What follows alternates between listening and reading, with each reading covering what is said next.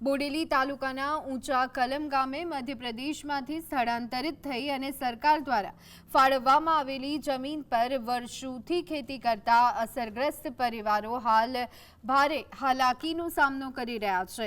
ગામની બાજુમાં ધમધમતા રેતીના વોશિંગ પ્લાન્ટમાંથી નીકળતી રેતી અને ગ્રાવલ નજીકની કુદરતી કોતરોમાં બેફામ ઠાલવવામાં આવી રહી છે, જેના કારણે વરસાદી પાણીના નિકાલનો કુદરતી માર્ગ સંપૂર્ણપણે બંધ થઈ ગયો છે। પરિણામે ચોમાસા દરમિયાન ખેતરોમાં પાણી ભરાઈ જવા, જમીનનું ધોવાણ થવા અને ઊભા પાકને વ્યાપક નુકસાન પહોંચવાની ગંભીર સમસ્યા સર્જાઈ છે। એટલું જ નહીં, પશુઓ પણ આ કોતરોમાં ફસાઈ જવાના બનાવો બન્યા છે। આ પ્લાન ને લીધે આખું કોતર પુરાણ થઈ ગયો છે।